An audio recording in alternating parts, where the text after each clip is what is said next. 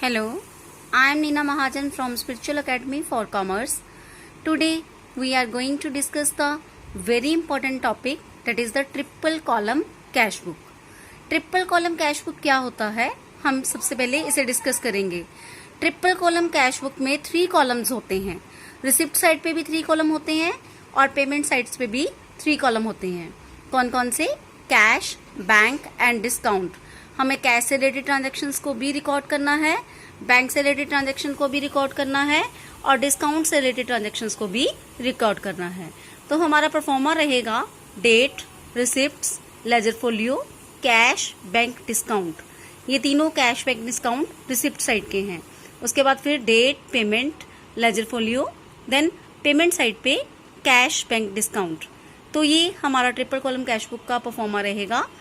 तो कैश और बैंक जो डेबिट पे हैं, उनका मतलब जब भी कैश आएगा वो रिसिप्ट साइड पे हम रिकॉर्ड कर लेंगे. जब भी कोई चेक आएगा तब भी हम रिसिप्ट साइड पे बैंक के कॉलम में हम रिकॉर्ड कर लेंगे. और जब हम डिस्काउंट अलाउ करेंगे तब हम क्या करेंगे, रिसिप्ट साइड पे डिस्काउंट अलॉट का कॉलम बना हुआ है, हम उसमें रिकॉर्ड कर लेंगे. In the same way payment side पे हम क्या करेंगे, अगर कैश चला गया है तो पेमेंट साइड पे रिकॉर्ड करेंगे. अगर हमने किसी को चेक दे दिया है हमारे बिजनेस ने तो हम उसे पेमेंट साइड पे रिकॉर्ड करेंगे. और अगर डिस्काउंट रिसीव्ड हो गया है तब भी हम पेमेंट साइड पे इसे रिकॉर्ड करेंगे. लेकिन पेमेंट साइड और रिसिप्ट साइड पे कैश और बैंक दोनों कॉलम रिकॉर्ड करने के लिए, दोनों से रिलेटेड ट्रांजैक्शंस को रिकॉर्ड करने के लिए हमें 3 तरह की प्रॉब्लम्स आएंगी. पहली प्रॉब्लम है फर्स्टली कॉन्ट्रा एंट्री. तो कॉन्ट्रा एंट्री क्या होती है? कॉन्ट्रा एंट्री वो एंट्री है जिसमें कैश और बैंक दोनों ही एस्पेक्ट्स यूज किए जाते हैं. तो बिजनेस में ऐसी सिर्फ 2 ही तरह की ट्रांजैक्शंस होती हैं जिसमें कैश और बैंक दोनों ही एस्पेक्ट्स यूज किए जाएं. वो है फर्स्ट, जब when business deposited cash into the bank, जब बिजनेस बैंक में पैसे जमा करवाता है. Secondly when it withdraws cash from the bank, और सेकेंडली जब वो बैंक से पैसे निकलवा लेता है. क्योंकि जब वो बैंक में पैसे जमा करवाता है तो हमारी जर्नल होती है bank account debit to cash account, debit the receiver and credit what goes out.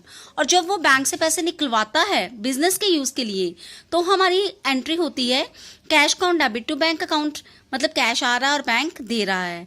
तो इन दोनों ट्रांजेक्शन्स में अगर हम जर्नल करते हैं तो हमारी कैश और बैंक दोनों ही वर्ड यूज किए जाते हैं. तो मुझे ट्रिपल कॉलम कैश बुक में बैंक भी रिकॉर्ड करना है और कैश को भी रिकॉर्ड करना है. जैसे हम अपनी फर्स्ट एंट्री में ही देखें, जब बिजनेस बैंक में कैश जमा करवाता है तो हमारी एंट्री बैंक टू कैश है.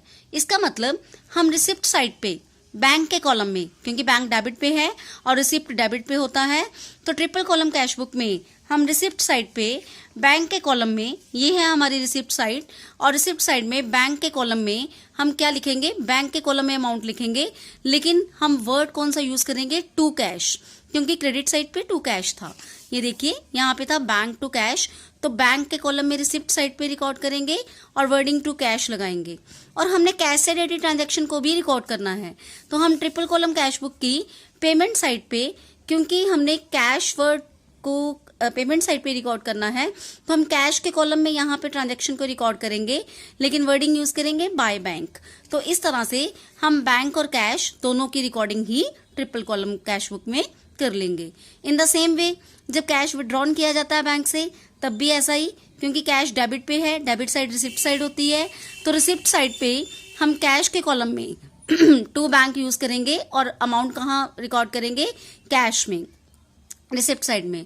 और क्योंकि आपकी एंट्री है उसके बाद cash to bank, credit side पे क्या है, बैंक वर्ड है, क्रेडिट साइड का मतलब पेमेंट साइड, तो पेमेंट साइड पे हम एंट्री रिकॉर्ड करेंगे लेकिन किस कॉलम में, बैंक के कॉलम में, क्योंकि बैंक क्रेडिट पे है, लेकिन यहाँ पे वर्ड यूज करेंगे बाय कैश. तो इस तरह से ये मेरी कॉन्ट्रा एंट्री क्या हो जाती है, रिकॉर्ड कर ली जाती है.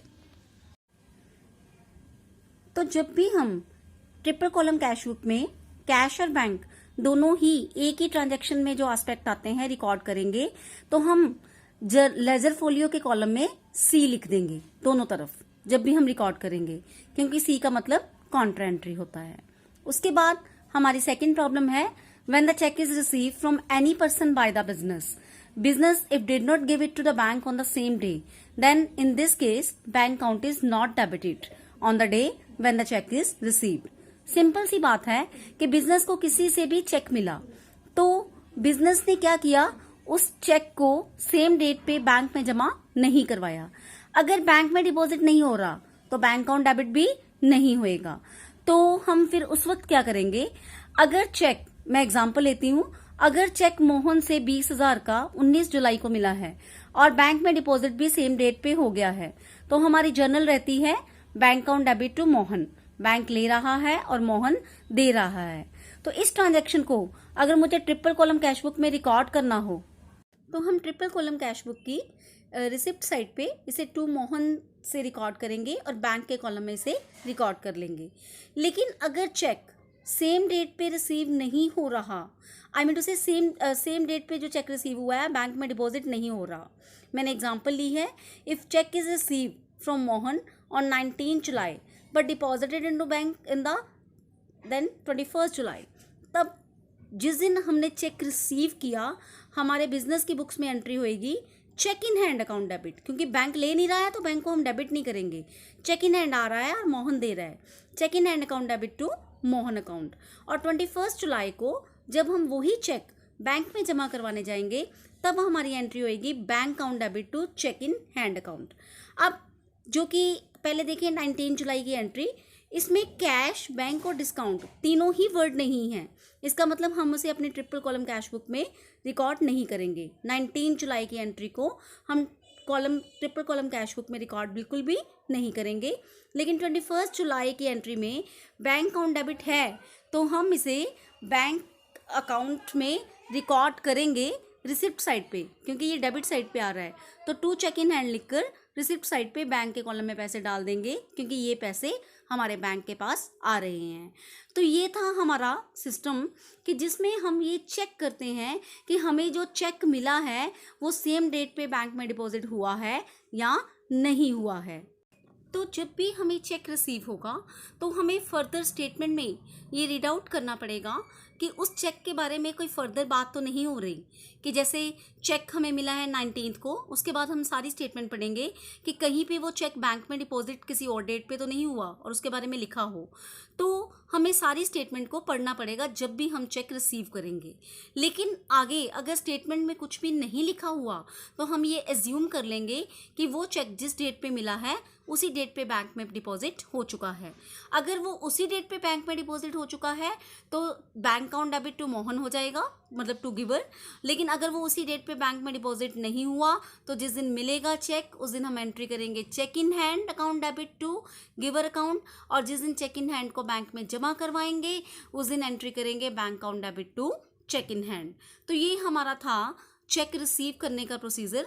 इसका मतलब जब भी हमें किसी से चेक मिले हमने फर्दर स्टेटमेंट को रीड आउट ज़रूर करना है, ताकि हमें ये पता लग सके कि वो चेक उसी डेट को डिपॉजिट हुआ है या किसी और डेट को। और अगर उसी डेट को डिपॉजिट हो चुका है, मतलब कुछ भी आगे मेंशन नहीं है उस चेक के बारे में, तो हम ये अजम्पशन लेते हैं कि वो उसी डेट को चेक बैंक में डिपॉजिट हो चुका है। तो ये था हमारा चेक मिलने का प्रोसीजर। लेकिन अगर हम चेक किसी को इशू कर रहे हैं तो इसमें कोई प्रॉब्लम नहीं आती, वो एज इट इज़ ही हम debit the receiver credit the giver, मतलब अगर सपोज करें हम हमारा बिजनेस हरीश को चेक दे रहा है तो हरीश टू बैंक हो जाएगा, इसमें हमें कुछ भी चेक करना नहीं पड़ेगा। अब हमारी जो थर्ड प्रॉब्लम आती है वो है कि अगर हमें किसी से चेक मिलता है, हमारे बिजनेस को किसी से चेक मिलता है और हम अपने क्रेडिटर को एंडोर्स कर देते हैं। हमें चेक मिला किसी से, चाहे वो सेम डेट पे एंडोर्स हो चाहे वो किसी और डेट पे एंडोर्स हो, तो हमें ये चेक करना पड़ेगा कि वो चेक जो हमें मिल रहा है वो किसी और को हम एंडोर्स तो नहीं कर रहे हैं। अगर हम किसी और को एंडोर्स कर रहे हैं तो चेक मिलने वाली डेट पे बैंक अकाउंट डेबिट नहीं होएगा, क्योंकि हम बैंक में डिपॉजिट नहीं करा रहे हैं। तो हमारी एंट्री हो जाएगी cheque in hand account debit to giver account, debit what comes in credit the giver. और जब उसी चेक इन हैंड को हम किसी और को एंडोर्स कर देंगे तो हमारी एंट्री होएगी debit the receiver credit what goes out, मतलब receiver account debit to cheque in hand. अब इन दोनों एंट्रीज में कैश, बैंक या डिस्काउंट कोई भी वर्ड यूज नहीं हुआ है, इसलिए हम इन दोनों एंट्रीज को ट्रिपल कॉलम कैश बुक में रिकॉर्ड नहीं करेंगे, क्योंकि कैश और बैंक दोनों ही वर्ड नहीं हैं. That's why it is not recorded in the cash book. तो ये हमारी 3 प्रॉब्लम्स थी जो कि ट्रिपल कॉलम कैश बुक बनाते वक्त हमें फेस करनी पड़ती हैं. पहली प्रॉब्लम कॉन्ट्रा एंट्री की थी. कॉन्ट्रा एंट्री वो एंट्री होती है जिसमें कैश और बैंक दोनों वर्ड आएँ. अगर कैश और बैंक दोनों वर्ड आ रहे हैं तो हमें दोनों को ही रिकॉर्ड करना पड़ेगा, क्योंकि हम ट्रिपल कॉलम कैश बुक में कैश का कॉलम भी बना रहे हैं और बैंक का कॉलम भी बना रहे हैं. अगर कैश आ रहा है तो हम रिसिप्ट साइड पे कैश के कॉलम में रिकॉर्ड करेंगे, और बैंक दे रहा है तो पेमेंट साइड में बैंक के कॉलम में सेम एंट्री को रिकॉर्ड करेंगे. और जब भी हमें कॉन्ट्रा एंट्री को रिकॉर्ड करना होगा, हम दोनों तरफ, कैश बुक के दोनों तरफ, रिसिप्ट साइड और पेमेंट साइड में जो लेजर फोलियो का कॉलम रहता है उसमें हम सी वर्ड लिख देते हैं, जो कि ये आइडेंटिफिकेशन होती है कि ये कॉन्ट्रा एंट्री है. उसके बाद हमारी जो अगली प्रॉब्लम है वो बिजनेस के द्वारा किसी से चेक रिसीव करने की है. अगर बिजनेस को किसी से चेक मिलता है तो हमें सारी स्टेटमेंट को आगे पढ़ना पड़ेगा, रीड आउट करना पड़ेगा, थॉरो गो थ्रू होना पड़ेगा कि उसमें उस चेक के बारे में फर्दर तो नहीं कुछ लिखा हुआ. अगर सपोज करें 19 डेट को कोई चेक मिला है और हमने फर्दर स्टेटमेंट पढ़ी, 23 को लिखा हुआ है कि वो चेक जो हमें 19 को मिला था हमने 23 को बैंक में जमा करवा दिया. इसका मतलब चेक को मिलने की डेट और चेक को बैंक में डिपॉजिट कराने की डेट अलग अलग हैं. अगर चेक को मिलने की डेट और बैंक में डिपॉजिट कराने की अलग अलग डेट्स हैं तो जिस दिन हमें चेक मिलेगा उस दिन हम बैंक अकाउंट डेबिट नहीं करेंगे, because debit is not receiver, bank receiver नहीं है उस डेट को. तो उस डेट को हम एंट्री करेंगे cheque in hand account debit to giver account. अब इस एंट्री में कोई भी कैश, बैंक या डिस्काउंट वर्ड नहीं आ रहा, डेट्स वाई हम इसे कैश बुक में रिकॉर्ड नहीं करेंगे. लेकिन जिस डेट को आप वही चेक इन हैंड बैंक में जमा करवा रहे हो उस डेट को एंट्री होएगी bank account debit to cheque in hand. तो इस डेट को हम ट्रिपल कॉलम कैश बुक में रिसिप्ट साइड में, क्योंकि बैंक रिसीव कर रहा है तो रिसिप्ट साइड में बैंक के कॉलम में पैसे डाल देंगे. तो ये था हमारा चेक रिसीव करने का प्रोसीजर.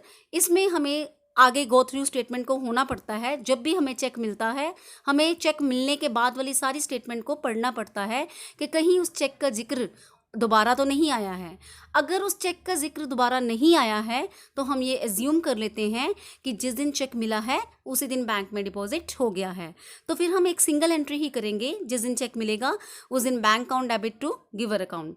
तो ये बैंक के कॉलम में रिसिप्ट साइड में रिकॉर्ड हो जाएगा. उसके बाद हमारा जो थर्ड प्रॉब्लम आती है वो है एंडोर्समेंट की. एंडोर्समेंट का मतलब किसी को देना. अगर हमें कोई चेक मिल रहा है और हम किसी और को एंडोर्स कर रहे हैं, इसका मतलब हमारा बैंक रिसीव ही नहीं कर रहा है, तो बैंक वर्ड यूज़ ही नहीं होएगा, चाहे एंडोर्समेंट सेम डेट पे हो चाहे अलग डेट पे हो. तो जिस दिन चेक मिलेगा उस दिन cheque in hand account debit to giver account entry होएगी, और जिस दिन हम चेक किसी को एंडोर्स करेंगे उस दिन हमारी एंट्री होएगी receiver account debit to cheque in hand. तो इन दोनों एंट्रीज में, दोनों एंडोर्समेंट के टाइम पे भी और चेक रिसीव करने के टाइम पे भी, कैश, बैंक या डिस्काउंट वर्ड नहीं है, इसलिए मुझे इन एंट्रीज को कैश बुक में रिकॉर्ड नहीं करना है. तो ये मेरी प्रॉब्लम्स थी जो कि मुझे फेस करनी पड़ती हैं ट्रिपल कॉलम कैश बुक बनाने के टाइम पे. अब नेक्स्ट वीडियो में मैं एक स्टेटमेंट लेके आपको ट्रिपल कॉलम कैश बुक बना के दिखाऊंगी, जिससे कि आपको पूरा क्लैरिफाई हो जाएगा. Thanks a lot.